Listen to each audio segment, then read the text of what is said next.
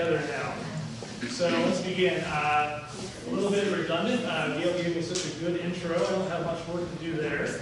But I am David Hartman. I am a doctoral candidate at Seattle Pacific University studying education, specifically counselor education. And I have one of those kind of winding journey sort of background. So, you know that term professional student? People use that kind of as a joke when they meet me at cocktail parties. Sometimes it hurts me deeply. But I told them I actually am a professional student and that I do get paid sometimes to be a student now. That's how we know we're professional, right? So I said, if you just have to go to school long enough till they relent and start paying you. If you pay them long enough, eventually they start paying you, and that's my plan. So I'm here. I was contacted because of my work with the Happiness and Meaning Making Project. There's a more well-known project called the Happiness Project that has a best-selling book attached to it. That is not us. Little disclaimer. Although we think our work is very exciting too, and we'll talk a little bit about that today. We're going to talk about social emotional learning and happiness. And because I have a room full of educators, I know I can't get by without some learning objectives. So just to make you feel comfortable and oriented, just a little map of what we're going to be looking at today. We're going to be looking at an overview of the Happiness and Meaning Making Project. And we're going to specifically talk a little bit about spirituality, broadly defined as a way to improve social emotional learning and outcomes. And then we're going to really do a mile wide and an inch deep look at social emotional learning, just to really bring the concepts into focus. So we're going to talk about what it is, what does it impact, very little bit about measurement, how do schools and districts support social emotional learning, and a little bit about evaluation. I should mention that people go where they're passionate, right? So if you get an assignment, you tend to go where you know and what you care about. I care about something that a lot of people don't, evaluation and assessment. That's my job during the day. I work for a research organization in Pioneer Square, and we look at solutions, programmatic solutions to end cyclical poverty in the state of Washington. So I always say we'll probably be in business for a few years. Poverty is a slippery sucker. So, and we're also going to talk a little bit about school climate as it relates to SEL. You're going to just get used to me saying SEL because you'll want to walk out if I say social emotional learning as often as it comes up. So SEL is our acronym for that. Trying not to be too acronym heavy today. So I think one of the best ways to introduce social emotional learning and its importance is to tell a story about someone who had very, very good hard skill aptitude, but not very good social emotional learning. And I don't think this person would mind me telling the story. It's one of my favorite stories because it ends really well. I was a grad student at the University of Notre Dame for a few years, and I had a professor who was very, very accomplished. And you know, sometimes you look at where someone has ended up and you think you know everything about how they got there. And apparently I did not understand this guy's past. So here he was, really posh, you know, corner office, like fancy academic position, tenure, all those things. And he said, I asked him one time how he got into sociology, because that's what I was studying at the time. Remember, long, windy road, professional student, all that stuff. It may have been in 3 grad programs now, 4 if you count my, I had a little fling with law school for a semester, so we won't talk about that. I asked him how he got into sociology, and I figured he was, you know, at some Ivy League school, and maybe he had an inspirational professor, and maybe studied abroad and had an experience with injustice. He said, no, it really comes down to beans. The beans, like, I thought it was an acronym, you know, I was like, what? He's like, no, like literal beans. He said, I grew up in a very small town. He's like, and you know those kind of towns where there's like one employer, and it like drives the economy, and it's like the place, if you're from there, where you're going to work when you grow up. And his town was so small, the thing that really drove their economy was the grocery store.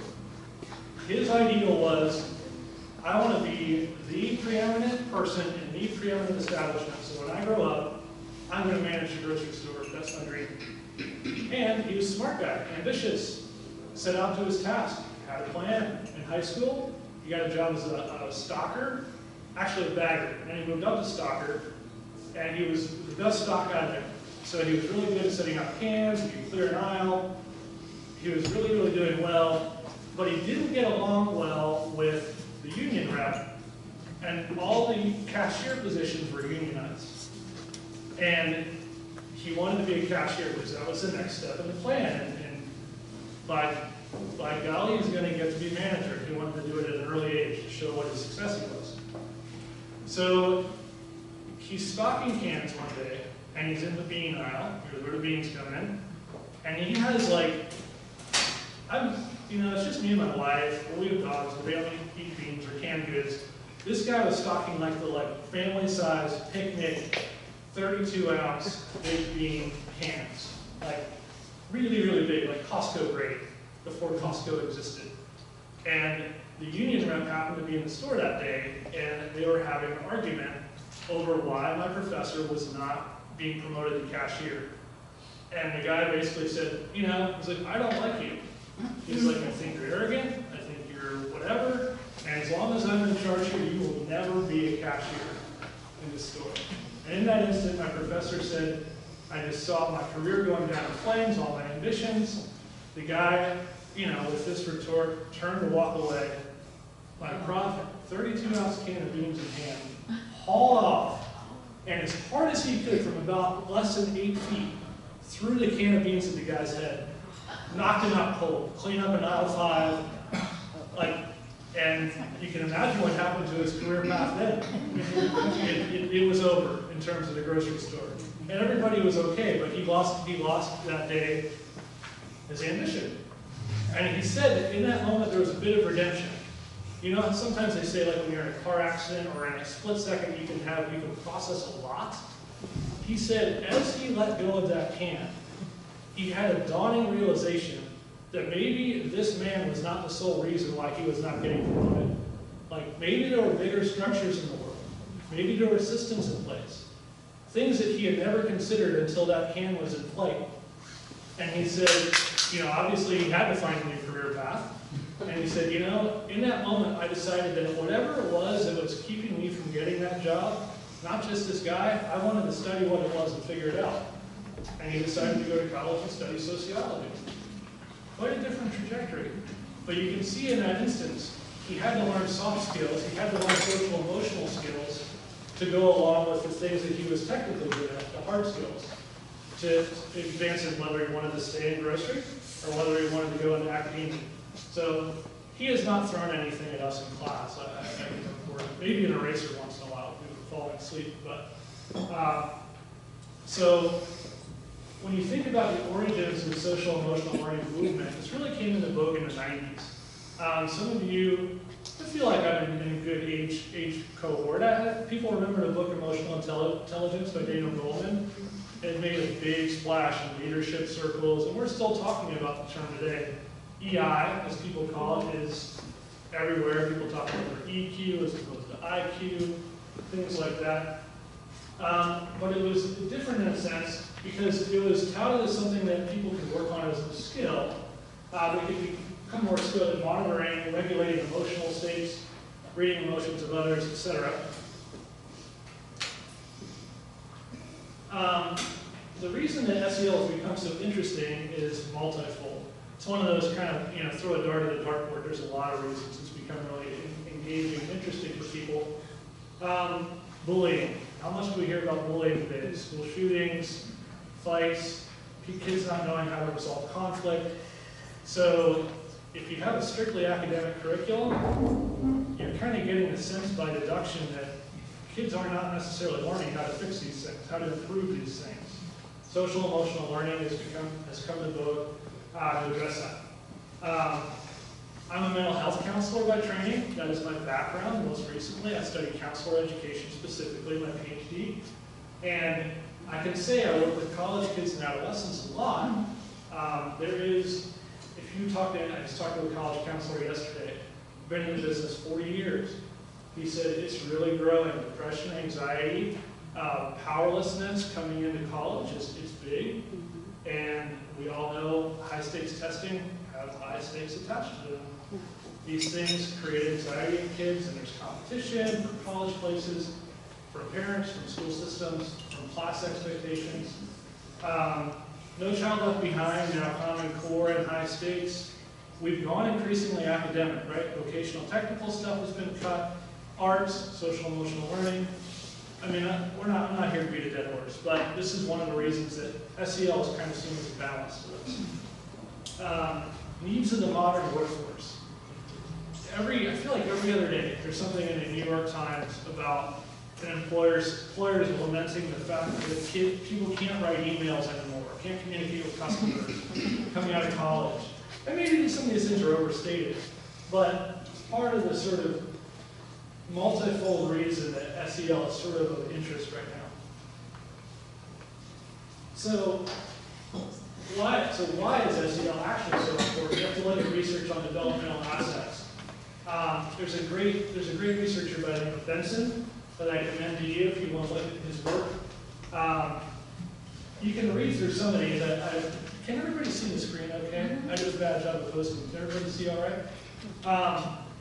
There's a lot of reasons for the lack of external and internal developmental assets. Adult silence about boundaries, values, expectations, age segregation. This is a big thing. Like, kids live in a separate society, especially adolescents. It's really a distinct society, and I have it on the next screen, but like a lot of adults, maybe not parents, maybe not teachers per se, but kids are kind of somebody else's responsibility. That's the prevailing attitude, and a lot of that is because we live in a very individualistic culture. So when it comes to SEL, we preach collaboration and getting along, but it's kind of like having one foot on the gas and one foot on the brake. It's hard to go anywhere when you have like heavy messages of individualism and accomplishment and achievement, privacy, things like that, which are not all bad. High levels of parental absence. For those who are upwardly mobile, dual incomes, it is very, very common right now, and that has many pluses for kids, but it does take adults out of the home more. People are busier, we all know this, I won't go on the cell phone diatribe, but just know I have it. So, cell phones and identity and attention and all those things. And again, I work in poverty research, so barriers to healthy development, poverty, lack of access to programs and services, and isolation of people of all ages within neighborhoods. This one's very interesting to me. So think about sort of the American dream as it's come to be and the sort of demographic trends. People move out of urban areas largely as they have families. They move to a place where their house is far enough from the curb. They drive their car into its own house, which is attached to their house. They go directly inside. They don't have to interact with anybody. They maybe get the mail, and now we don't even go out to get the newspaper because nobody reads newspapers. And, so we're very isolated. We set our lives up to be this way. And our home is kind of a castle, and you have starter homes, right? And that's a term in American culture, which is very alien to other cultures. And you move into bigger and better and grander, more palatial places that have bigger yards and further away from other people.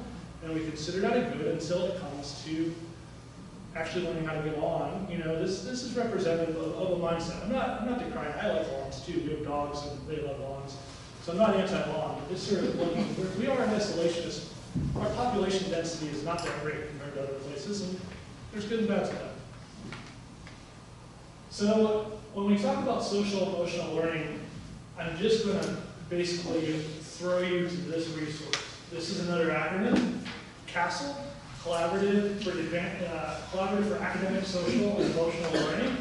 The CASTLE website, I think it's castle.org. It will come up later. You can read part of their mission statement there. They are the chief repository and think tank on social emotional learning. This is the place to go. We will reference this a few times, but I just want to throw that acronym up there as well. I know if I have educators in the room, you guys have probably great familiarity with acronym culture, but you might also have acronym fatigue. I get it, so I'll try not to inundate you, but this is important. And it will be revisited, so you'll see the website later on as well. So I mentioned that social emotional learning, we're going to talk about more what it is, but it's predicated on what's sort of found its genesis in emotional intelligence. So it really came out of emotional intelligence. I want to do something interactive, so if everybody, bad presenter, I will hand out handouts in a second here. But you know, if you hand out handouts, people tend to look at them and not pay attention to the speaker. So I may just give them to you at the end as a sort of takeaway prize. The rice-a-roni of, you remember you read these game shows, all the party guests got rice-a-roni? So it'll be your rice-a-roni to take with you. So we're going to take a little emotional intelligence quiz. This is done by a major university, and play along, keep score, and see how emotionally intelligent you are. And we're going to, through this, not really, don't walk out of here weeping and gnashing teeth. It's not that intense. And remember how I said I'm not great with the AV stuff? This may not be smooth and seamless. So I'm going to go, this is web-based. So we're going to go out to this, hopefully. And that is not it. Here it is. Oh boy. This is problematically large. Let's see if I can bring this down to size a bit. Okay. So the basic premise of the quiz is this. So you're going to see a photo, and you're going to have a choice of 4 different emotions that are conveyed, and you try to accurately record the emotion. And the good news is you don't have to wait till the end. They tell you right away whether you got it right or not. So we're going to do this for fun. But think about this as a frame, and think why emotional intelligence. We may need something a little more robust. So let's take this quiz. It's be fun. Everybody see this? Is this big enough for you to see the selections? No. Is it any better now? So your choices are embarrassment, fear, sadness, or surprise. Everybody got it? Oh wait, what's my guess here? I'm going to say fear. I have to advance it. I'm correct. Good. Right on that. Okay, 1 for 1. So your options are flirtatiousness, interest, happiness, or politeness. I'm going to say politeness, but it might be wrong. Incorrect. This is happiness. Whoever had happiness, that is happiness. This man is happy man. Okay. Is this person expressing sadness, pain, anger, or disgust? Everybody got it? Whoops, I forgot to guess. Oh my gosh. She looks angry at me. Anger. Okay, it could be good. Ding, ding, ding, 2 for 3. My sense of efficacy and emotional intelligence is rising. Okay, embarrassment, sadness, amusement, or shame. I'm going to say he's embarrassed. I don't know how to go with embarrassed. What do you guys think? Embarrassment? Correct, embarrassment. All right. You guys are very emotionally intelligent. Pride, contempt, excitement, anger. I'm going to go with pride. Pride. Woohoo! Oh my. Fear, interest, surprise, or compassion. Surprise. I'm going with surprise. I heard surprise. Correct. Very emotionally attuned room. Okay, this one is sadness, shame, disgust, or contempt.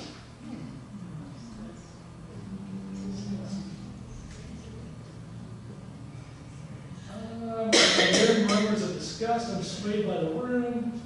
Contempt. All right.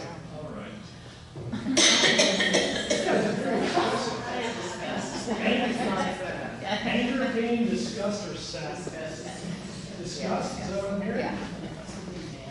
Yeah, it's like a Mr. Yuck sticker. Remember? Disgust. Ding, ding, ding, ding. Perfect. Desire, embarrassment, flirtatiousness, or love. Flirtatiousness, okay. All right. I'm going to listen to the ring. You guys do better than me. Shame, anger, sadness, or pain.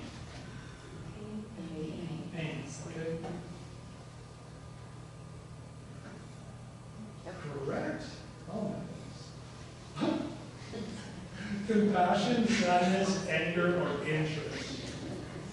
What's the room saying?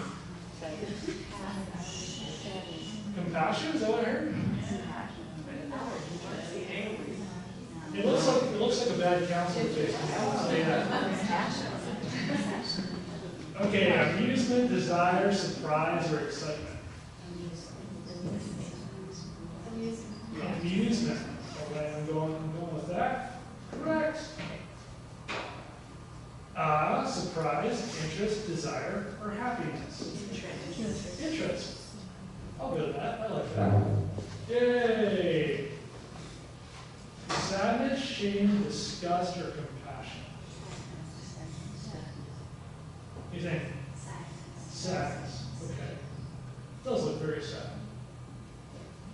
Very good, very good. Disgust, love, contempt, desire. Desire.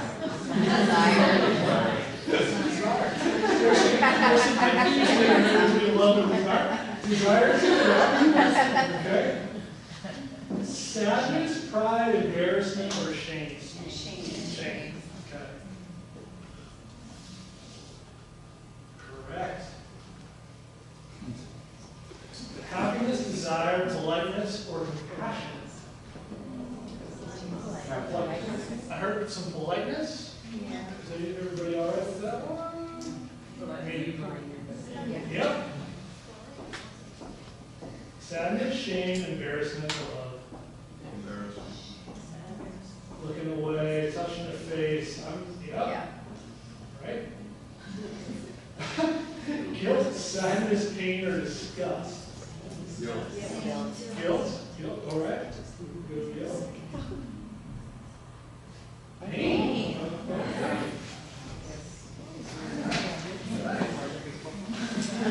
And this is the final line. This is the one where we get to really love. I heard rotation and love. Again, maybe some overlap there. Whoever says it loudest, I'm going to go with that answer. What's love? All right. So love it is. She's looking at her grandchild. Love, correct. Let's see. I think that we should be done. Aha. Get advertised to you? 17 out of 20. It's nice work. So we're pretty emotionally intelligent as a room. Pretty good. It's a fun thing to do. It's helpful. But in the grand scheme of things, if this was all, there's more to emotional intelligence in this. We'll look at another emotional intelligence thing later. And there's more assessment than this to emotional intelligence.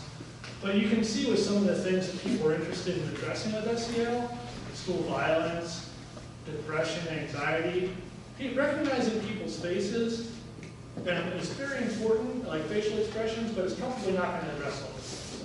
So SEL is a bit broader than that. So this is very important. Social emotional learning is not what they call a unitary construct. It's not one thing. It's kind of an umbrella. I'm going to say that term umbrella probably 15 times during this talk. It's really like a bundle of sticks or like braided. It's like 5 things braided together. And again, this is from Castle, from their work. It's really a set of competencies that we're trying to address in children. So self-awareness, self-management, social awareness, relationship skills, and responsible decision-making. So these are the 5 competencies that really make up social emotional learning. So it's not just one thing. We want to be able to look at all these things. And social emotional learning evolved as a concept because all these things are important, but they wanted to have a way to get educators to focus on all of them, not just sort of cherry pick one of them. It happened to be easiest or fit with sort of the flavor of the year or district emphasis or something like that. And again, we'll see these skills again as we go through. Sorry to cut anybody off who's writing. Yeah. Would you be willing to send this PowerPoint out? Absolutely, absolutely. I can gather an email list. That would be really helpful. Yes, I will do that. And I have some of it on the handout I'll give you, but again, rice over me, treat for the end. So, again, it's an umbrella term. There's a lot of terms that sort of fit inside that umbrella and then they're going to fit. What are some really popular things we're hearing about? Social emotional learning, obviously, soft skills, executive function, resilience, emotional intelligence, grit, willpower, delayed gratification. All these things are SEL things. All these things like have to do with SEL. So it can be confusing, but remember, all these things kind of fit up underneath there and are addressed by those competencies. So just to get a clear picture, one of the reasons people really focus on SEL, and this is again, I work a lot with workforce in poverty, getting people jobs and sustainable paying family wage careers. So you'll hear a lot about soft skills when it comes to adults. Social emotional learning is kind of the adolescent and below version of soft skills. So you'll hear them, they're pretty much interchangeable. Soft skills is also a big umbrella thing. But when you look at Western Washington employers, there was a huge survey done, and they were asked what kind of soft skills are you looking for in your employees. And we can see the links right here. These are their top things that they're looking for. All of these are social emotional things. All of these are social emotional things. The hard skills, like your welding, your medical training, whatever you're doing for a career, they're kind of taken as read. Everybody can get those. You can kind of remediate those. If they're a little rusty, you can work on those in the job. Not only do employers say that they think these things are hard things to work on if employees don't show up with them, they also say they're unwilling to help develop it. 95% of employers in Western Washington say, it's not our job. Social emotional skills, soft skills, it's not our job. Somebody else's job. Schools should do it. People's parents should have done it. Community centers should have done it. Not our job. They don't have them. Tough luck. You better learn, or you're going to be out of your camp. So they don't say out of their camp. That was me. But we're friends. We can say stuff like that. So soft skills, or SEL skills, are linked to success, not just career success. Because you can imagine if you can't keep a job, you're not going to advance, and your career probably won't go so well. Remember Rory and Beans? If you decided to stay in the grocery factory without learning SEL skills, soft skills, might have been in trouble. They're also linked to academic success. And they're linked to escaping poverty and also perpetuating poverty in the absence of it. SEL training, I've already mentioned, this can develop soft skills, executive function skills, which can aid things like resilience and grit that we hear so much about. Very popular. Basically things that help kids persist, not give up. Work harder, take risks, learn how to fail with grace, collaborate. Those things are really, really important. And again, SEL is an umbrella concept. It helps educators hold non-academic drivers of success and focus. One of the things that I want you guys to really take away, this is not a magic bullet. It's not like the cure for everything. I'm not some huckster trying to sell something off the back of the wagon that's the latest flavor. This stuff is the real deal. It's not like it's not rocket science, but it's really, really, really important. People talk about the role of creating citizens in education all the time, but we really don't know what to do with it anymore. And it's a really mixed message. This stuff is really, really important, and it ties to pretty much everything. We'll go through outcomes that SEL is attached to here in a few minutes. And you can really start developing social emotional learning at every level. Every level. So they just did a big Head Start, just did a big study. They wanted to see if they could, at a large scale, with lots of centers and lots of kids and lots of teachers, create improved soft skills in 3-year-olds. They'd done it with 4 and 5, but they went down to 3-year-olds to see if they could work at even 3 years of age. And they adapted 3 SEL programs. They're listed here: Incredible Years, PASS, which you may have heard of, the preschool version of that. Tools of the Mind, the play module of it, which is based on structured make-believe play. And they found that they could really improve social emotional competencies. I mean, these kids still have issues, and they're still kids. They still cry, break down. They're not exactly able to, but they improve their play skills, their ability to interact, their ability to defer gratification, to understand emotions, all improved. I have a short video I want to show from the people who did this study, so you can hear a little bit more about it. And again, remember, technical forgiveness here. Be forgiving of my technical skills or non-skills. I'm talking about soft skills, my hard skills are not necessarily well developed. So, where did it go? That's a problem.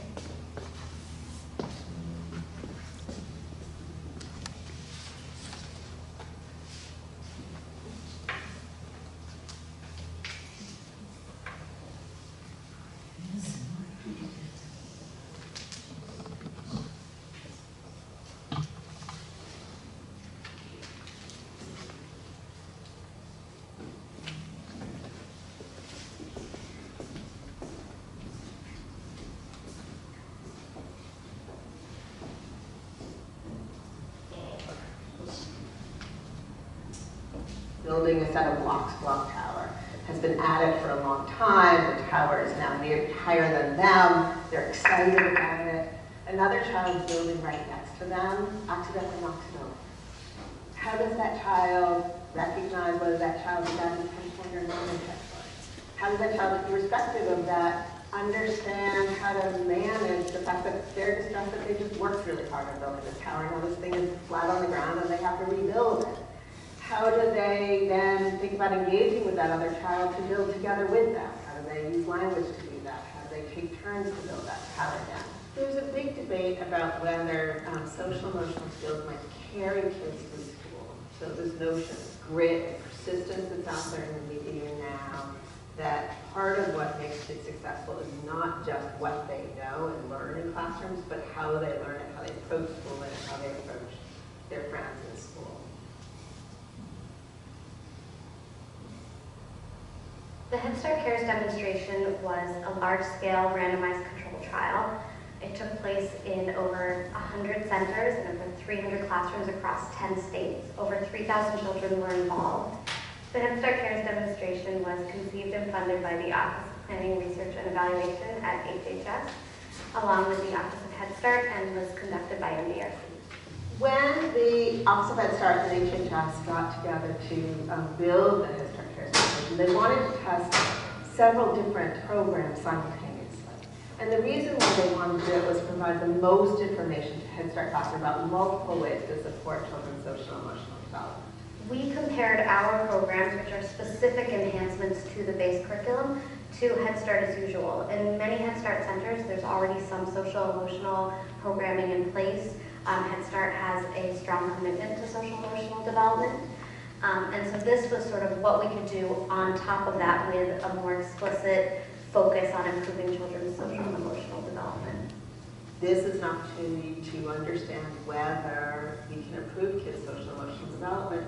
Kids who face a fair number of stresses in their home environment. These are all kids who are growing up in poverty and had a lot of challenging experiences that may impinge on their social and emotional development. In order for teachers to deliver these different social emotional programs in their classrooms, they had to be trained in those programs. They also were supported within the classroom by coaches. In fact, it turns out that when teachers just go to training and then go back into the classroom, they often forget the kinds of activities they learned in their training sessions. So it's really important for them to have somebody next to them to help support their implementation of new programs. It was also surrounded by a set of other professional development that was built by MDRC, a management information system to really track teachers' progress and support teachers' progress in the delivery of these programs. At the beginning, the teachers were a little bit nervous about the coaching. Someone new is coming into your classroom and they're looking around and might have some feedback for you. But as time went on, teachers really took to their coaches, built great relationships, and had good rapport. We had a coach tell us a story that at the beginning when they started, the teacher showed up with an egg timer and sort of said, here's your half an hour, and then magically after about a month, the egg timer disappeared and the teachers really wanted more and more of the coaching time.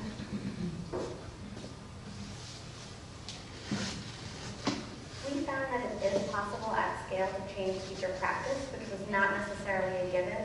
When we went in, we found that coaching was going to be more difficult than we thought. Training was going to be more difficult. We had to get teachers to training. We had to get teachers available and get coverage for them to participate in coaching. And from there, teachers really needed to take what they learned from their coaches and from training and translate that into the classroom. Teachers did see changes in their classroom. They reported that children had stronger relationships with their friends. They got along with their friends better. In some cases, children were better able to engage in the learning tasks of school. In CARES, we didn't find that improved social emotional skills led to improved pre-academic skills, but that wasn't the main focus of the study. Social emotional skills are important in their own right for how children get along with their teachers and their peers and can lead to better outcomes having to do with staying in school, delinquency, teen pregnancy, things like that.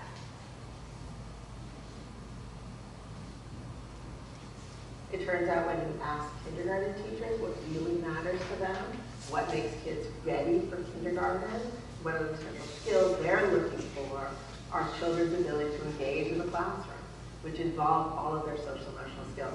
Folks have been very excited that we can now implement programs across the country at scale to improve kids' social emotional development.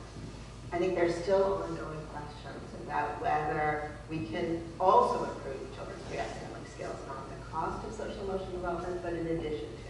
We already provide training to Head Start teachers.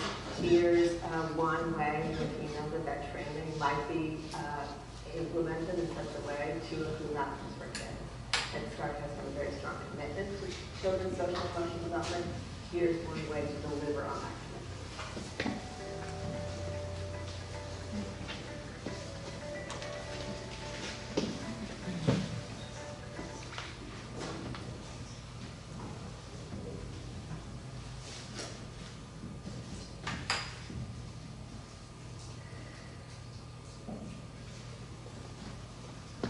Okay, so take from it what you will, but the encouraging thing is we're still learning things in the field, but it's good to know that kids can really start developing these skills really early on. Really early on, it's really important. She said there, we didn't see a lot of glimpses of pre-academic skills. Don't worry, SEL has a lot of impact on academic skills later on, that's been shown. I'm not going to actually say a lot about grade school SEL.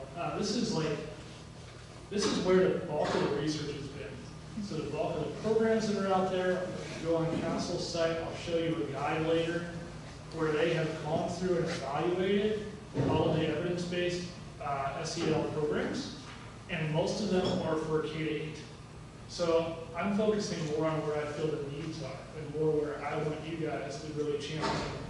SEL is really important for K-8 as well, but we really need to focus on preschool and adolescence.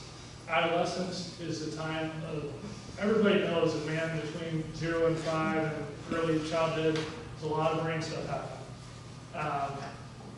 Emotional brain stuff, really, a lot of that happens in adolescent years. Huge time for emotional development. So SEL is really important, secondary, up to age 25. These things are still forming.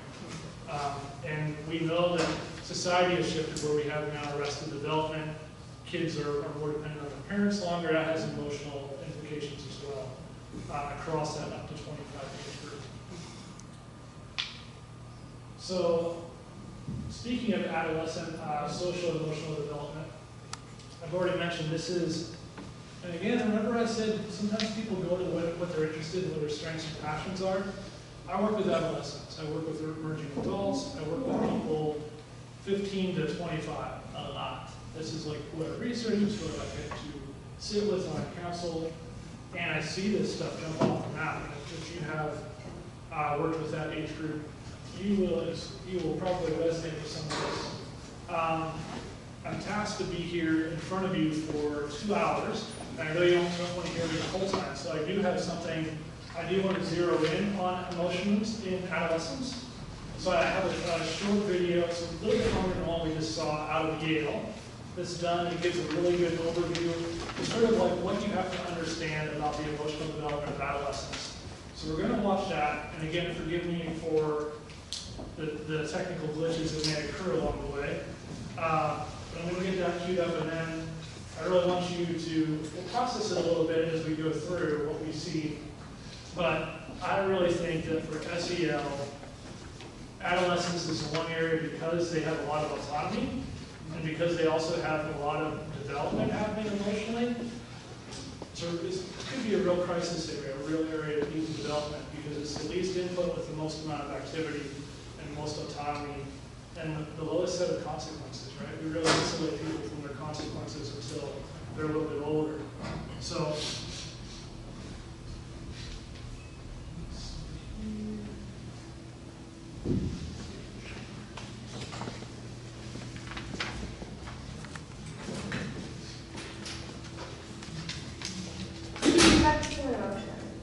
So today we're going to talk about adolescence. So we can all remember being an adolescent, that sort of exciting, awkward, and confusing time in our lives.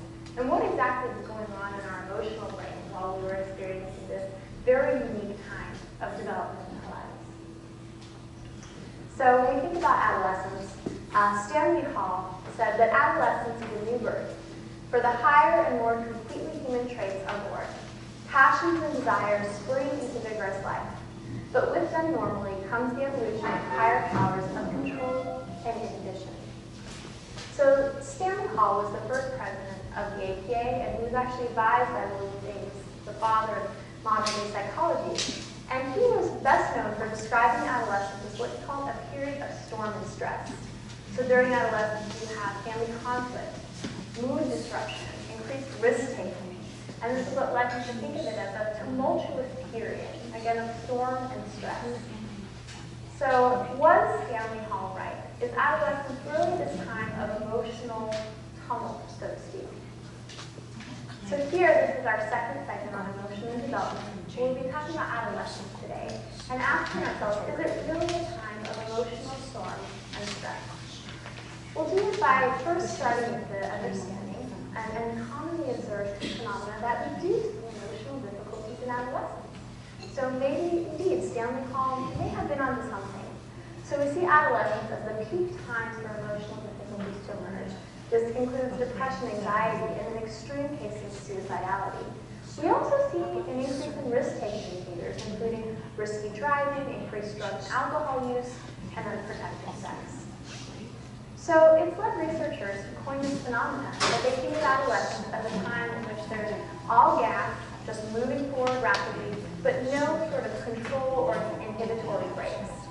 So here we're going to ask this question today of whether or not adolescence truly is a time of all gas and no brakes. And we'll be doing it by going through this roadmap. We'll start with the research on emotional reactivity. So looking at whether indeed they have this heightened responsivity, this kind of go-go type of emotional disposition, and whether indeed when it comes to emotional regulation, there's no break or inhibitory control on their emotional responses. That will conclude with our takeaway questions and our activity. So let's start with this question. Is adolescence truly a time of heightened emotional reactivity where it's just literally put your pedal on the gas and just go?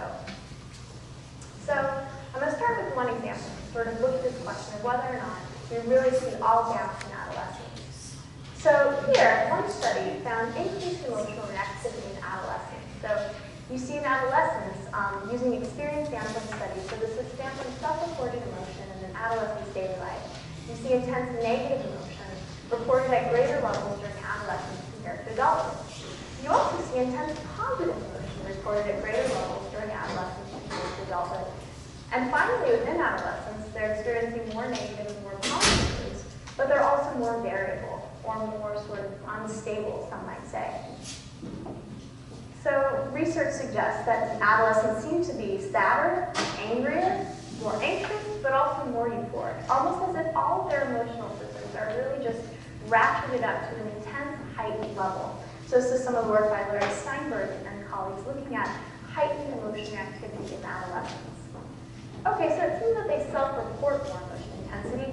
We have other examples that suggest that there's really just non-stop emotional intensity during adolescence. So here's example 2.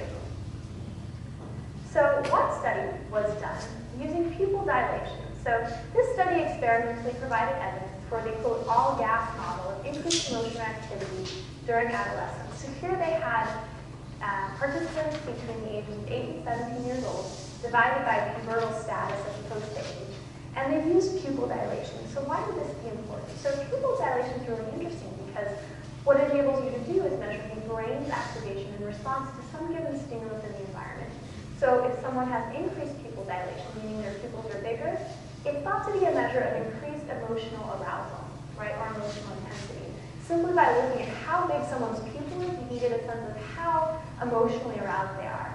So in this sense, do adolescents show greater pupil dilation when you present them with emotional stimuli?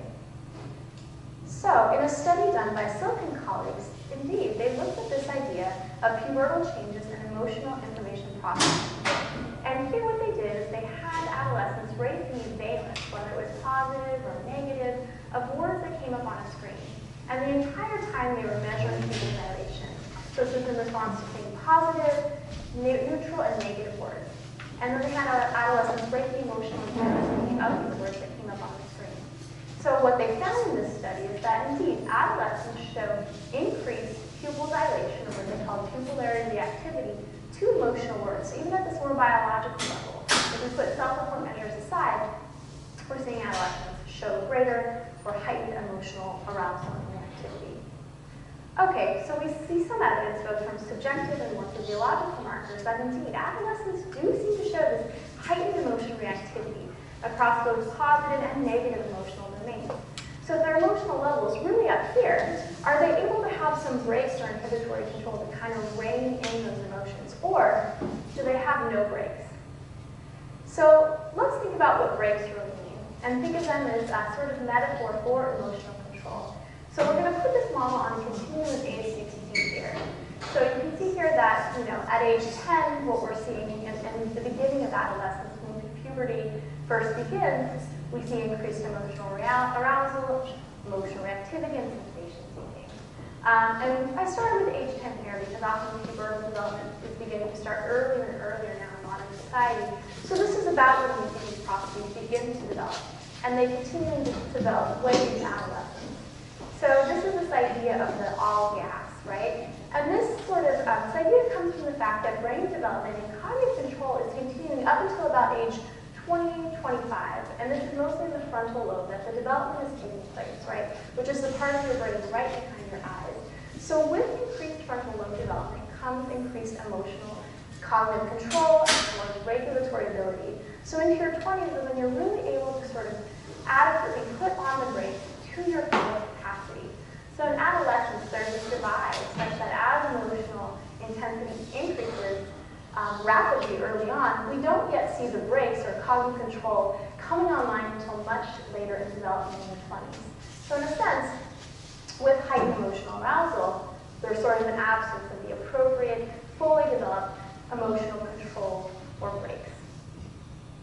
So let's think about this, though. To what extent do we see empirical evidence support this idea that, in adolescence at least, there are not fully developed sets of emotional brakes or emotion regulatory modules? So here's one example.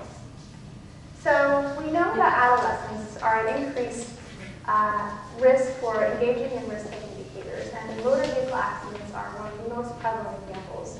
So we see car crashes as the #1 cause of death for teens. It accounts for more than 1 in 3 deaths in this age group, and adolescent drivers are 4 times more likely than older drivers to crash. And if their peers are in the car with them, the chances of crashing increase 3-fold. So this is from the Center for Disease Control in 2010.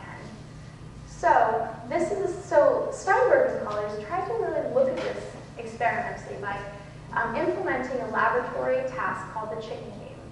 So here they were looking at the discrepancy between this heightened sensation seeking and a lack of cognitive control or brakes in adolescents. So using this computer game that they called Chicken, they were told to drive the car, this video game, and watch the stoplight. And the goal of the game was to get the car to go as far as possible without crashing. So the study went as follows. So at some unknown time, after a yellow light came on, a wall would appear when the light turned red. So this is a more real-life measure of when you'd actually need to put the brakes on in adolescence. So when you see a yellow light, you could either press the gas to see if you could beat it and seek that thrill or risk-taking, or you could put on the brakes and use cognitive control so you don't crash. And so they had 3 groups of people play this game: adolescents, age 13 to 16, young adults, ages 18 to 22, and adults 25. So again, the important part is how do they behave when they see that yellow light come on? Do they try to just gas through it, or do they put on the inhibitory brakes? So what they found here is that adolescents who you see here on the far left, engaged in the most risky driving, which is driving the furthest when the light turned yellow. This was followed by young adults and then older adults, 24 and above, who engaged in the least amount of risky driving. But as we know in adolescence, the presence of having peers around you plays a strong role in how much risk-taking you're willing to take. So if you look here, so when they play the game with other peers in the room, you see dramatic social influences. So you can see in the adults, here on the far right, the presence of another adult actually had a moderate but very slight effect on risk-taking. And there's some influence of this in young adults as well, in the middle. However, when you put another teenager in the room while one teen is playing this computer game, risk-taking while driving increases dramatically, right, in the blue. So this shows that as we age, risky driving and risky behaviors decrease, and we think this is due to cognitive control and frontal lobe development. And furthermore, in the presence of peers, we see sensation-seeking in adolescents increase just exponentially, right? So it's almost like a double whammy for adolescents, since they're the most vulnerable to risky behaviors when the brain is least developed in terms of the prefrontal cognitive control systems. And they're also those that have a huge, they spend a lot of their time during this period also with peers. That sort of ratchet up that risk-taking propensity. So let's go to another example, looking at whether or not adolescents really don't have the appropriate emotional breaks.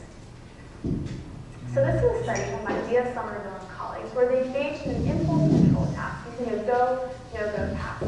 So here participants were either children aged 16 to 12, adolescents 13 to 17, or adults between 18 and 29 years.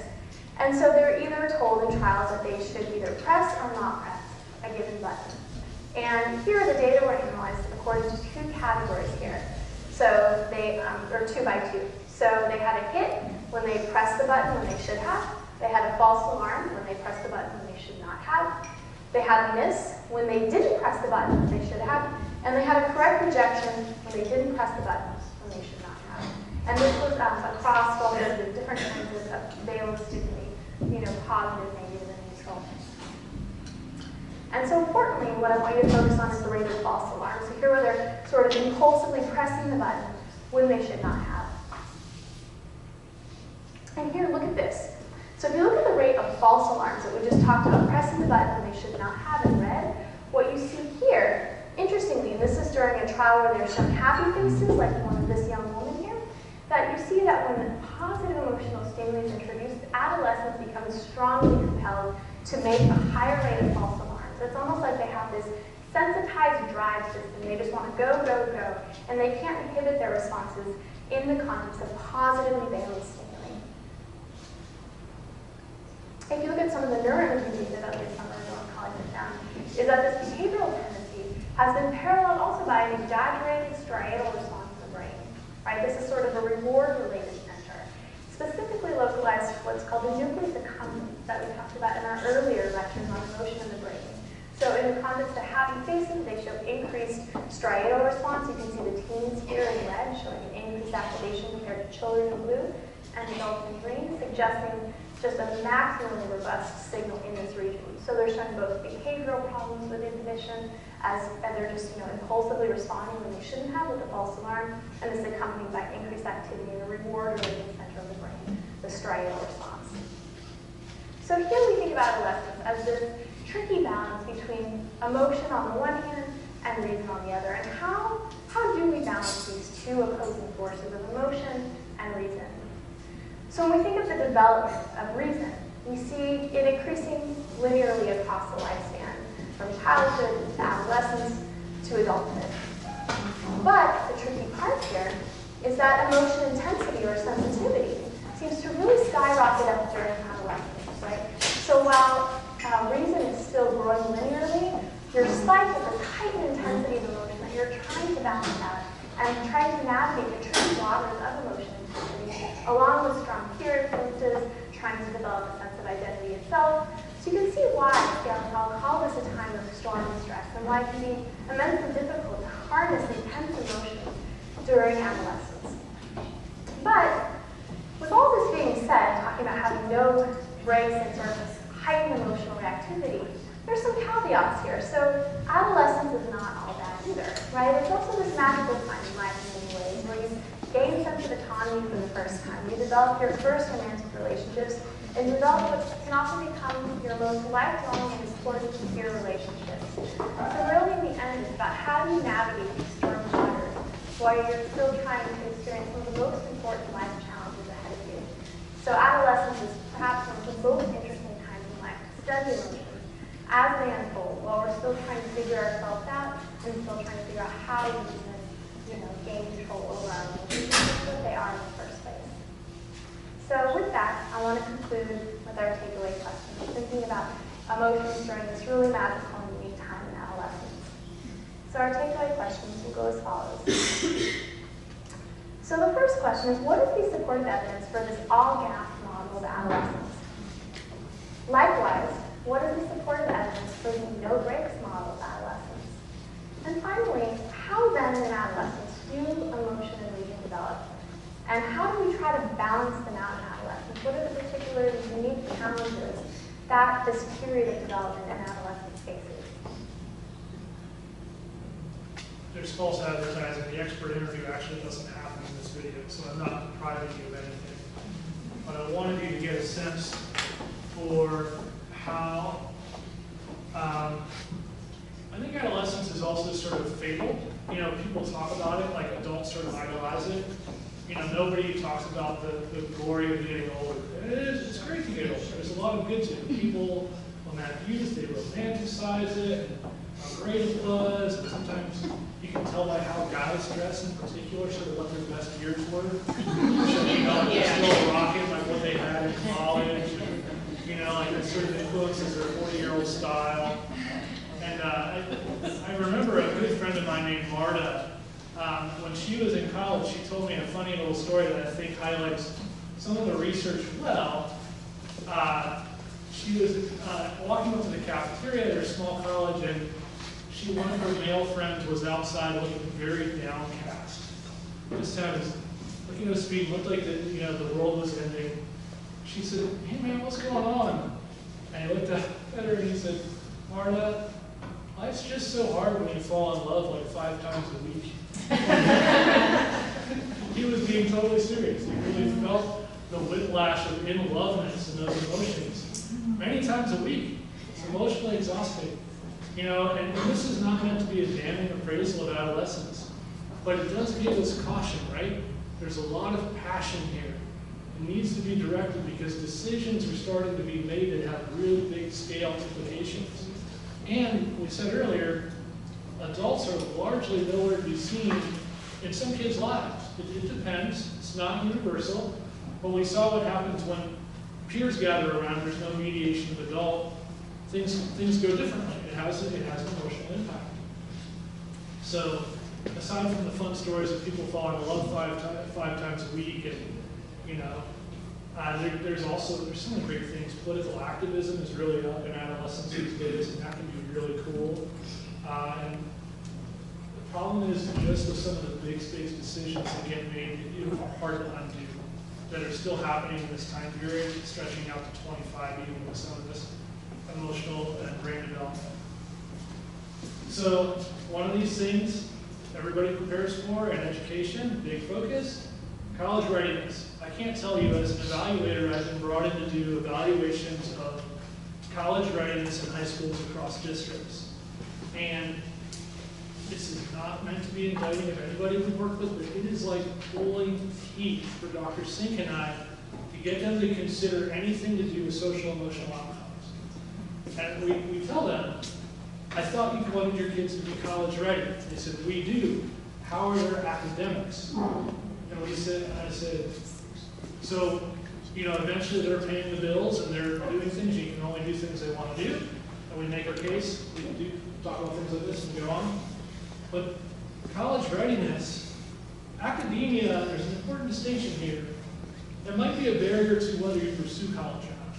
Your experience with academics might tell you through subtle or non-subtle messages, hey, I'm college material, remember that old expression, movie Spinal Tap? Anybody remember that? We're college material, we're not college material. Kids might internalize messages about the relationship they have to higher education, but it is not, academics is not the thing that will predict whether people complete college. It is not. Most people can complete college. They can. Given that they have the right drive, the right discipline, the right decision making, the right career gratification, they can do it. There's a great study. Most of the stuff's available online. It's called With Their Whole Lives Ahead of Them. It's a report floated by the Bill and Melinda Gates Foundation on reasons why students don't complete college. And academics, one of the top reasons, they go through a series of myths. I thought it was a very good way. When my mouth is dry, I don't say myths very well, but understand that's the word I'm trying to get out. And I want to highlight a few of these just to show the social and emotional implications here. One of the myths about higher education and college completion. Students who don't graduate understand fully the value of a college degree and consequences and trade-offs of leaving school without it. It's not true. The reality is students who leave college realize that a diploma is an asset, but they may not fully recognize the impact dropping out of school will have on their future. Again, impulse, delayed gratification, these things, kids need help to go through this. I'm not saying everybody has to finish college, but there's an inability generally just by developmental assets to recognize that on their own sometimes, like what they're actually doing in that moment, in those moments. And we all know the literature says it's very hard to get back. If you do not go during the sort of socially approved, carved out time for higher education, it's tougher. It's tougher to get back. I work in adult ed, and unfortunately I see a lot of people who do get to go back and get to live out some of their dreams, but they're exceptions rather than the standard for sure. Another myth about college readiness. Most students go to college full time. If they leave without a degree, it's because they're bored with their classes and don't want to work hard. The reality is most students leave college because they're working to support themselves, going to school at the same time. At some point, the stress of work and study just becomes too difficult. I am in school full time. I'm a PhD. I do research part time, and I work full time for a research organization. And I'm married, and my wife likes to see me. I'm busy. I'm busy. It's too much.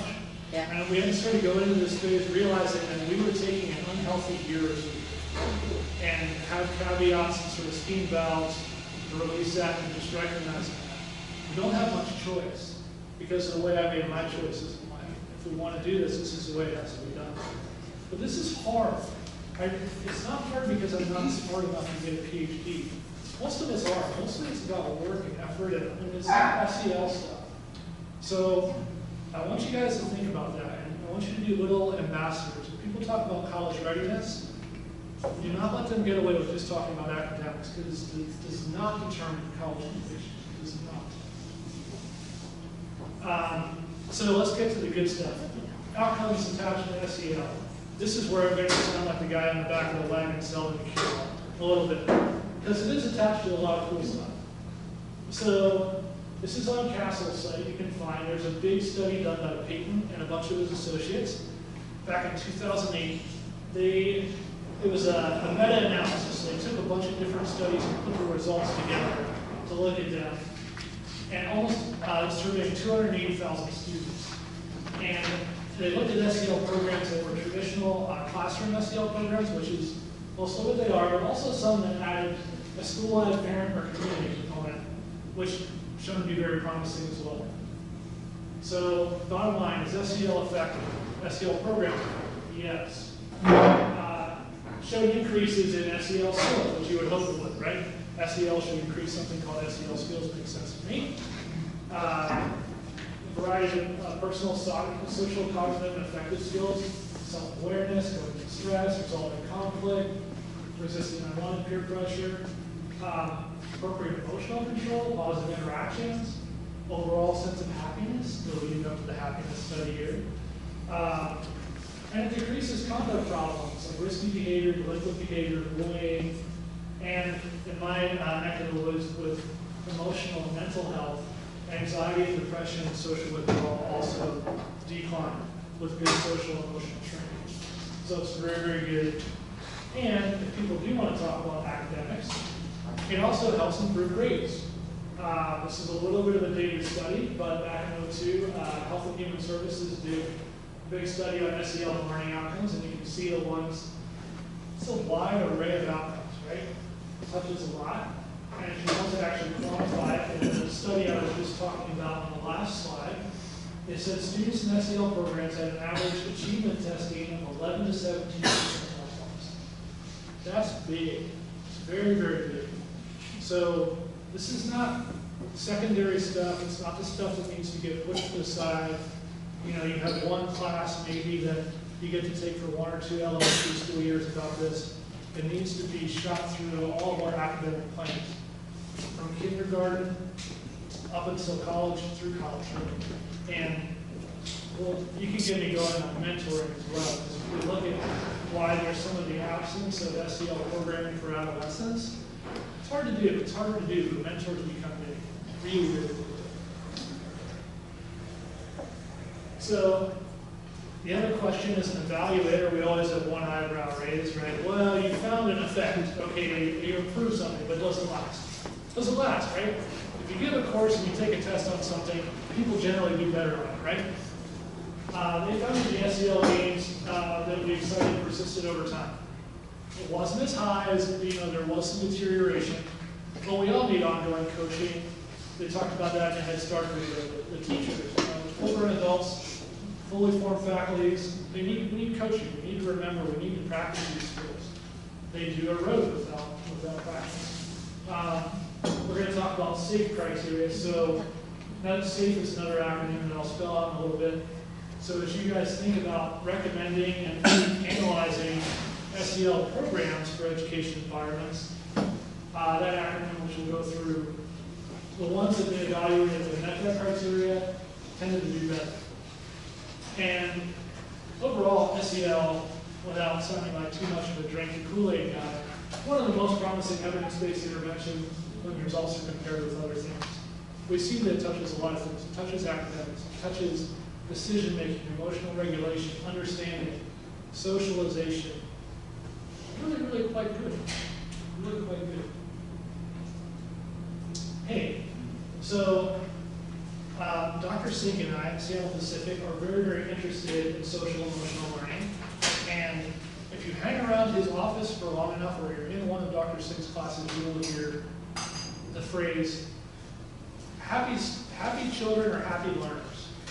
And that's his sort of scientific, pithy slogan. I think he put it on a t-shirt to be good. He may have done it. Kids who are happy learn better, get along better in school, have better outcomes.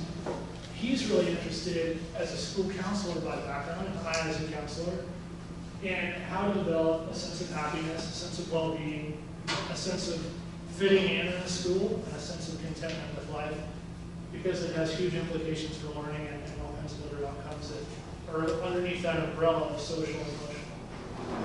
So what we've done is, and this could be boring to some, this gets into the measurement and evaluation part that a lot of people don't have much of a stomach for. We like to give questionnaires to kids, which sounds really cruel. But we make them fill out questionnaires. And this project is really voluntary, so we rely on the goodwill of partnerships and interested parties. But we've worked with kids in South Korea, South Africa, all over the US. We have a Canadian sample coming on board, and we also have one in England we'll have data on before too long. So it's growing. Right now we've surveyed over 2,000 students, mostly from 3rd to 6th grade. Some teachers have administered 7th and 8th grade students. We've looked at private faith-based schools of different faiths, and also public schools as well. And I think I skipped one. Did I? No. Oh, here we go.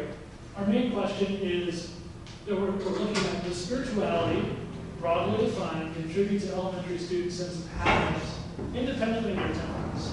So some people say, well, if a kid's happy, it's just because that's how they're wired. They have a happy temperament. And then, it kind of gets beaten out of them over time, and, or they remain happy and things go well. But we're really interested in spirituality. And I'll talk about measuring spirituality and happiness in a bit. And we wanted to see, okay, let's measure temperament, let's measure spirituality, let's measure happiness. And then we'll look at the effects of temperament, we'll look at the effects of spirituality, and what they do on happiness. And once you account, you guys remember your statistics 101 classes? Remember the term controlling for something? Remember that? So we control for temperament. We say, okay, we're just going to set that aside. How much is temperament? How much is spirituality? And the people who say it's all temperament, you would expect spirituality to have no effect. Not true. Spirituality and meaning making has a big effect on happiness, independent of temperament. So it's important to look at kids' spiritual development as well. How do you measure happiness? This is sort of a big question. Because we could say, well, we all measure happiness in different ways because we're all into different things. We all find contentment and joy in different things. But as researchers, we had to find a way to do it. So one of the things we look at is called subjective well-being. Subjective sort of mean from your own point of view, well-being, meaning well-being. So your own, it's a cognitive appraisal of happiness, self-report. So if you're trying to get subjective well-being, you would ask questions like, how good does my life feel? Does my life meet my expectations? How desirable is my life? Things in that order. And looking at common factors associated with subjective well-being, sort of how you know subjective well-being exists or does not. Frequent and intense states of positive affect, good mood, you could say. Above average level of global life satisfaction. And relative absence of negative feelings such as anxiety or depression. And feelings of stress there for a reason, because the feeling part, not necessarily chemical imbalance part, but just the feeling of depression and anxiety. So this is one of the measures. Sorry, this will be hard to see. This is called the Oxford Happiness Questionnaire. It's the short form of it. We try not to make it too hard for kids' brains, so if there's a shorter version of something, we try to use it. It says 8 questions. This is from our actual questionnaire. It's cut and pasted. So you can see it goes 24 to 31 because that's where it falls in the sequence. You can see some of the questions here. Kids have to rate themselves on a scale of 1 to 5. I feel happy with the way I am. I feel that life is rewarding. I feel comfortable with my life. I think I look attractive. I see beauty around me. You're seeing it's not just asking kids necessarily do they feel happy. Just trying to get it a little more robust way of looking at this. So that's a scale and it measures well together. So we add up kids' scores on that. And this is the other one. This one actually works really well. It works well with adults too. Kids get this. Happy faces, sad faces. The validity of this one is off the charts. It's really good. So we ask kids just flat out. Circle the face that shows how you usually feel. And they do it. This one's really, really interesting. And I will note that childhood is a really happy time overall in the span of development. Kids are generally pretty happy. If you're probably going to be at your happiest when you're a kid. That's what the research says. So it's not surprising to find these pretty skewed. Kids are pretty happy across the board.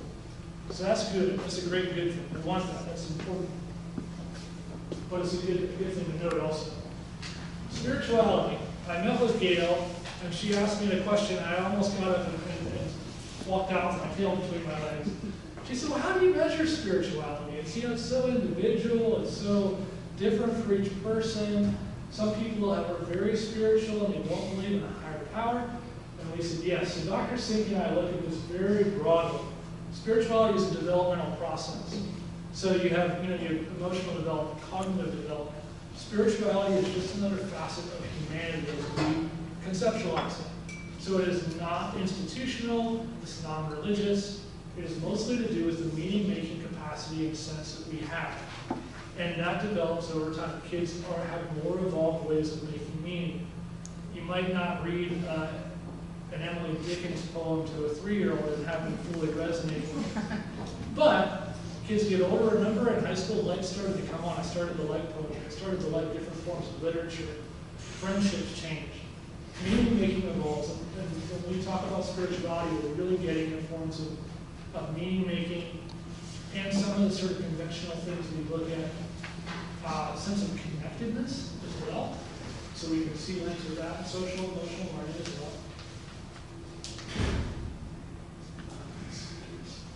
well. So advances personal, obviously spiritual and social development, wellness, sense of fulfillment. It can include with traditional forms of spirituality like religion. That is an umbrella of spirituality. Kind of may be completely unrelated. Depends on the individual student. So measuring this becomes very tricky. And it makes me kind of cringe because as a researcher, you like to be really precise and you like everything to come out neat and clean, which is the real world. Hello, it doesn't work that way anyway, usually even with data. So here's an example. This is actually the 20-question scale we give. It's called the Spiritual Well-Being Questionnaire. And again, it's a shorter form. It came from a 55-item version. So there's a section on hand that talks about relationship to nature, relationship to others. There is a relationship component that we test also for a sense of a higher power. So we use God and higher power interchangeably depending on the age group.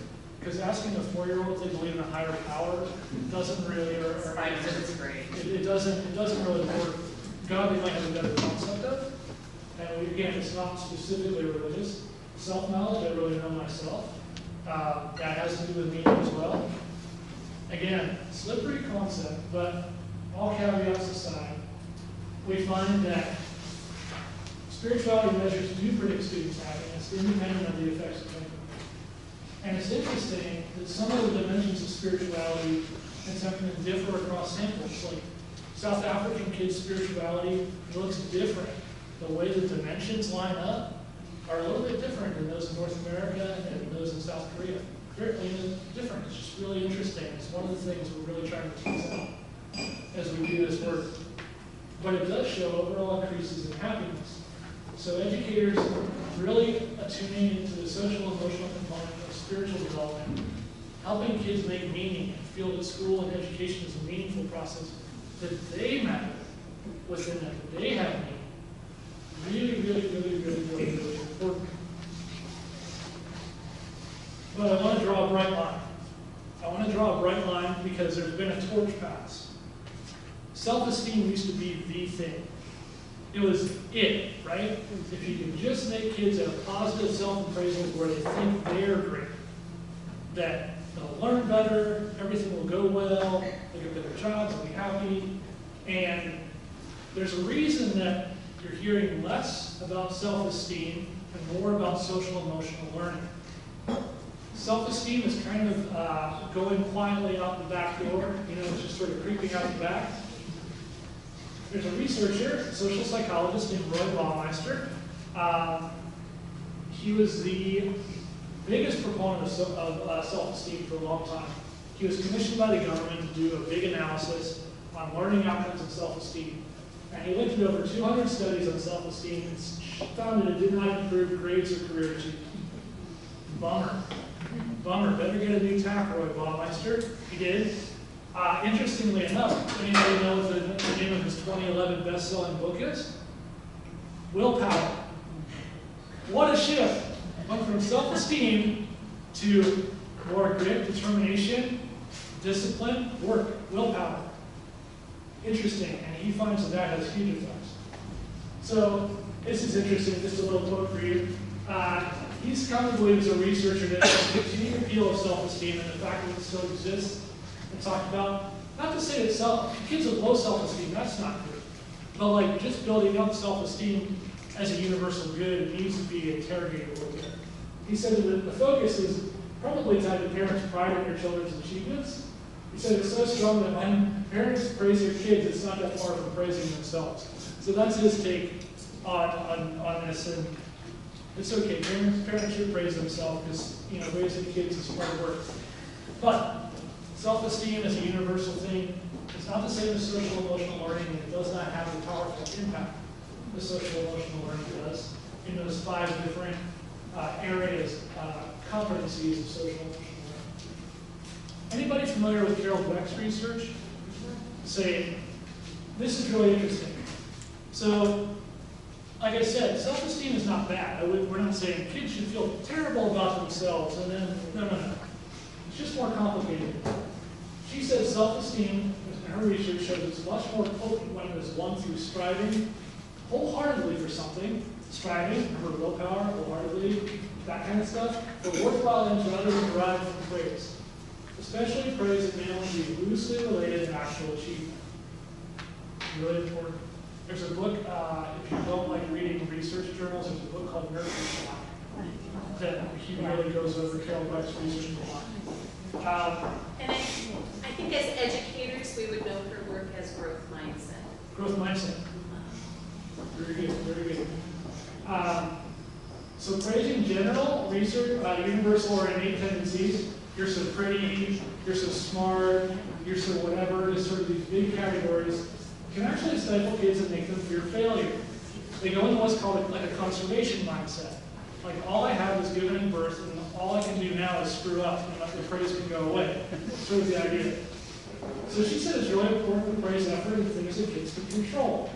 Effort, motivation, trying, how people deal with failure, how they get along. So praise must be specific and sincere. If we really want to build self-esteem and build social emotional competency, it's okay to praise kids, but you can't just think that giving them a good view of themselves is going to be the panacea, the thing that cures everything. Because it's not. It's not, and we kind of know that feature. Sometimes praise is kind of like eating sugar. It tastes good, but then it kind of leaves you sick and feeling like, well, what happened? I don't know. It's kind of slow burn. It doesn't go to muscles. One of the things that they've looked at, and this is, Gunderson is one of Dweck's colleagues, looked at motivational frameworks with kids. Talked about fixed ability versus incremental ability frameworks. And she studied that children aged 14 to 38 months who received praise on their innate ability often went on to develop a fixed ability framework, which is this sort of conservation mindset where they don't really know what they're good at, they just kind of know they're good. It creates almost like stage fright in an education setting, where it's like, I have this thing I need to protect, and I can't take risks. And she said an incremental motivational framework, which is developed through more specific and concrete praise, kids tend to be more malleable. And success, they think success is due to hard work. The kids enjoy challenges more. They're better at generating strategies for improvement because they've been praised for things that have worked, that they've done, that they have control over, and they've received positive criticism and learned how to deal with it and be constructive. Interestingly, as it relates to social emotional learning and social emotional competence, frequently praised children get more competitive and more interested in tearing others down, because they're actually trying to hold on to their own sense of worth, because they can't do anything to develop. It's just there, and if it starts to slide away, there's nothing they can do through work or effort to get it back. At least that's the mindset. They can create that mindset. And image maintenance becomes a primary concern. We live in a Facebook society. We know a thing or two about image maintenance, right? Who posts pictures of when they just wake up in the morning on Facebook? We get image maintenance. So we put our best vacation shots up. You know, the one where we actually had a six-pack, that shirt-off shot from high school. Not so much now. And it's interesting that incorrect praise, if you conclude from this, can actually impede some of the development of social emotional competencies. I'm all for praising kids, and I know I'm not an expert in Montessori like Gail is, but I know that giving kids specific tasks, praising them for completion, giving them strategies and scaffolding to succeed, and helping them to learn to fail and succeed out of failure is huge. And it goes a long way. At school, we have to think about climate, how we develop our classrooms and our interrelationships even with faculty to support failure and collaboration and focus on ways that you can actually achieve success. Kids model that too. They pick up on that. It's really important to praise kids that way and not just dump praise on them. The praise is paralysis, as I like to call it. So, self-esteem, like I said, often it can actually counter self-efficacy too. I do not know how to pronounce this woman's name. I do not. So I will not butcher it. I will say twinge. I don't know. Don't take that and quote that in a cocktail party conversation because they could be like, you mean so-and-so? I don't know how to say her name, unfortunately. She does a lot of research with millennials on narcissism. And trait narcissism actually measured by longitudinal surveys that have been collected since the 1950s on, looking at how different generations of people at around the same age point respond to questions that sort of indicate narcissism. And there's a poll out recently, I've had research, I should have the site for this. I can't find it at the moment. But there's a poll asking young millennials what they thought of themselves, and they consider themselves to be the greatest generation that's ever lived. Greatest generation that's ever lived. So high self-esteem, right? We're great. Okay, well, let's put some feet on that greatness. What do you do? And this is not bashing exactly, but there's a mismatch here. So they think they're great. Well, when they go out to the job market, when they go to college, they come to me. They come to me in the counseling center. At SPU, it's actually a good thing because it betrays what probably isn't happening. 25% of our students as undergrads come to see a counselor. 25%. And the number that need it are more. And a lot of it is just, it's adjustment. It's this, how do I do this? I don't know how to do this. I don't know how to handle responsibility. I don't know how to communicate with others. How do I talk to my prof? I had a kid come up to me in class one time and said, excuse me, Professor Hartman, I've been doing well on your quizzes, and I'm an A student. And I said, oh, you're an A student. Well, what are you getting? Mostly C's.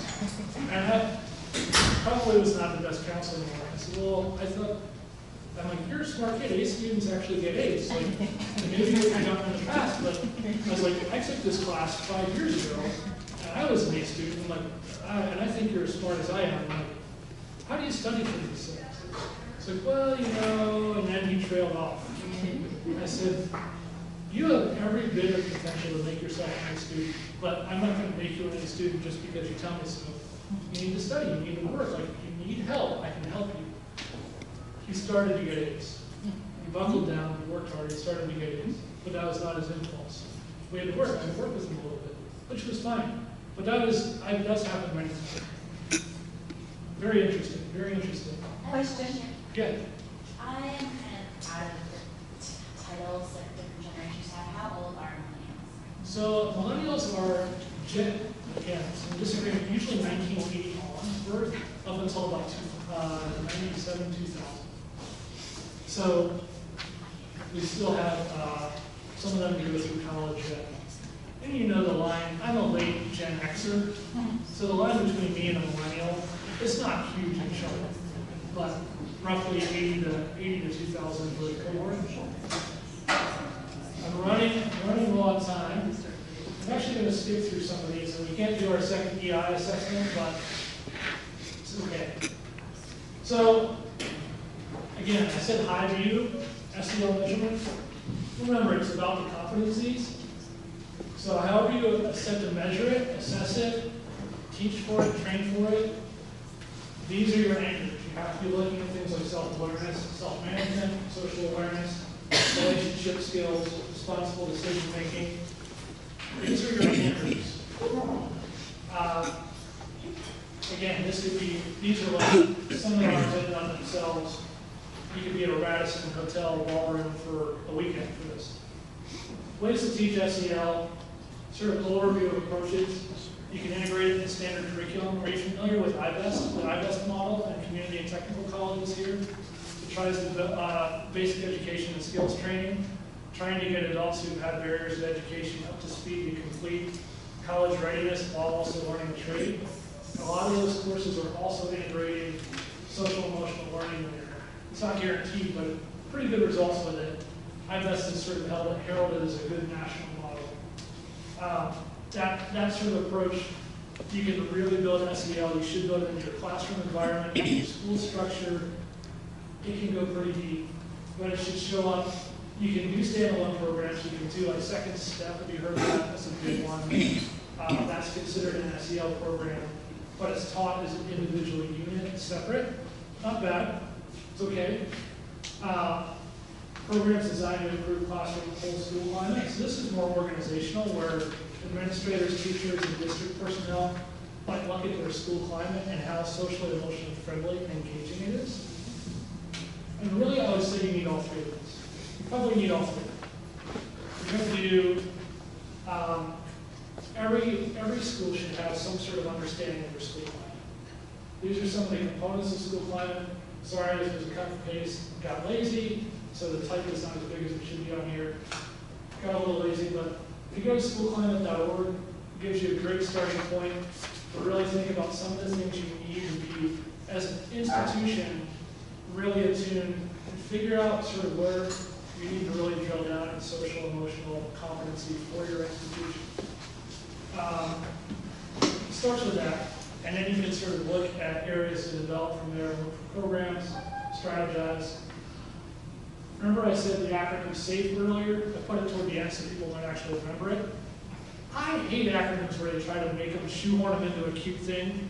It doesn't spell SAFE very well. So sequence is S, but you can see here. Active forms of listening. Active listening is big for social emotional competence. F, focused. Should have at least one program focused on developing personal and social skills. And E explicitly targets particular personal or social skills for development. And again, you can find this on the CASEL website. As you think about adopting any programs, it's just sort of a good rubric, a good rule of thumb to run through to make sure that any program, if it doesn't meet these criteria, you should probably move on because there's a lot of stuff out there. And let's see here. Okay, I promised there would be a link to the CASEL website. There it is. This is the actual guide to different social and emotional programs. This is just a screen grab of what you'll see when you go out there. They have one for preschool and one for elementary school. And it rates the programs on different things, which you probably can't read here.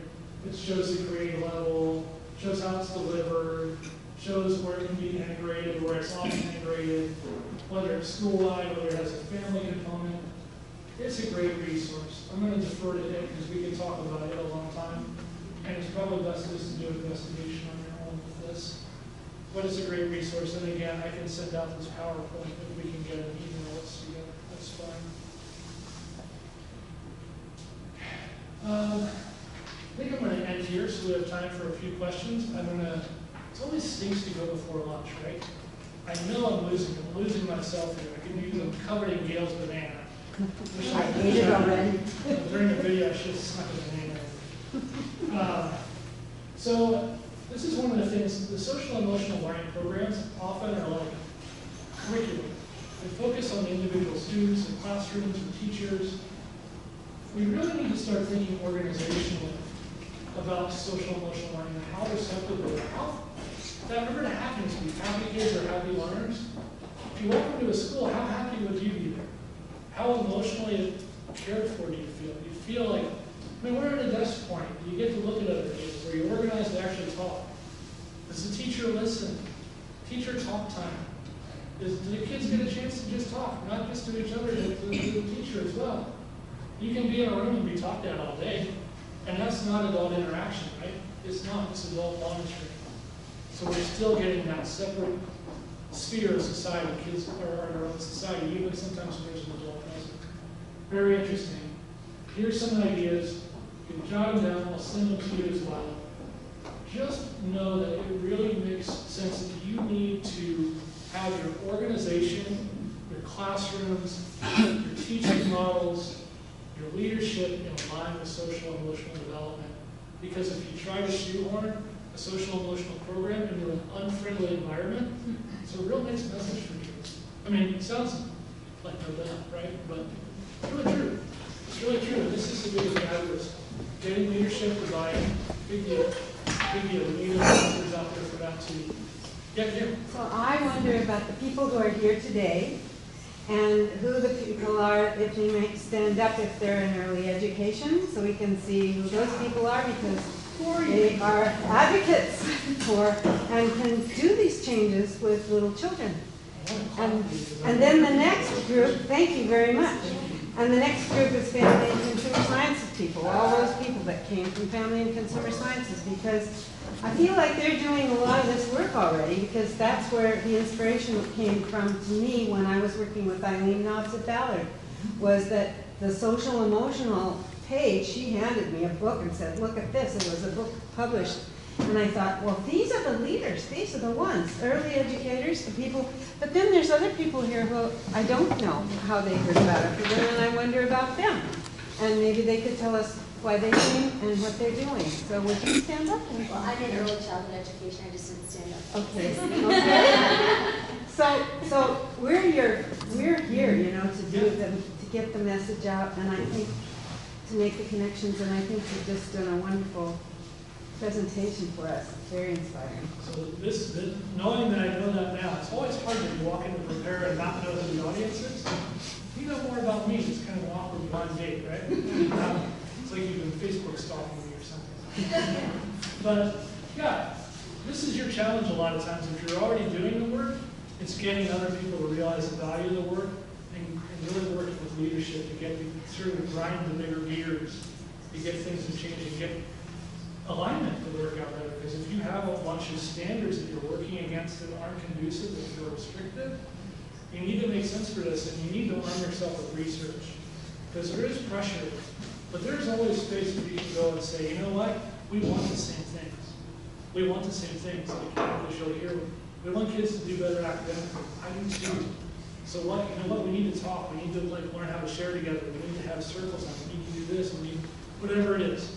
The programs are just drivers, but they can only drive as far as leadership is willing to do. We have like 5 minutes for questions. I have a couple. So you mentioned there's 3 Head Start programs in Seattle or Washington that are doing SEL. Those were all over the country, actually. That was a larger scale study. I believe, I'm not sure what sites are doing them in Seattle. Now, bear in mind, every Head Start program does some version of SEL. They are focused on SEL. These were specific standardized curricula that they tested. Some of them were here, I think, just because there were over 100. And Washington Head Start ECAP is very progressive. It's doing a lot of good work, and they try a lot of things. I don't know specifically which sites we're doing it here. Okay, and then I have a second question. Sure. Do you have any suggestions for programs for urban high schools? So I teach at Rainier Beach High School. Okay. We test piloted the sound discipline model, but that was written for elementary and middle school. Yes. She's taking it back and she's actually rewriting curriculum for the high school. But in the meantime, you know, what other programs have been successful in urban high schools? Interesting. Great question. And if you look at the Castle website I talked about, you will find, to my knowledge, a lot of big fat silence. So they promised a guy to come out for secondary level SEL programs. It hasn't happened. It hasn't happened. So it doesn't make sense, but it's harder. What are you doing? You're doing hardcore college prep during that time. This stuff is a lot harder to work with. Smaller kids, it's easier. It's an easier sell. It's not easy. I don't know exactly what to tell you. I will tell you that Dr. Ellis at SPU contracted with a school, I believe in Federal Way, a high school, to sort of, they did something, and it's more of that meaning-making piece, to really get kids engaged in learning.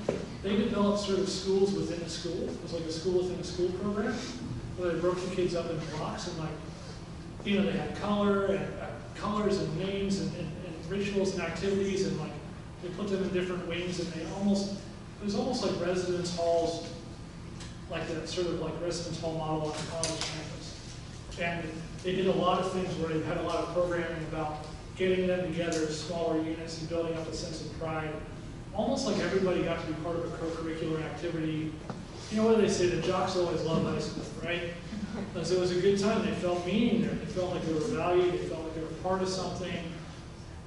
Not every kid can get that. And mentorship and things like that are probably some of the best things I've seen. It's more creating a culture. So the mentorship would be the one-on-one, and then it gets the money, right? It's expensive. The one-on-one stuff, you're getting into head count. And yeah, teachers are overworked. They don't necessarily want to do things after school. Like, I get it. But in terms of programs, there's not a lot out there. I can't say that. I'm not trying to depress you. There are things you can do. But what you were talking about with your colleague, trying to adapt something, that's a lot of what's being done. And it doesn't always work that well. It hasn't been tested well. I don't think. I'm not the world's foremost research expert.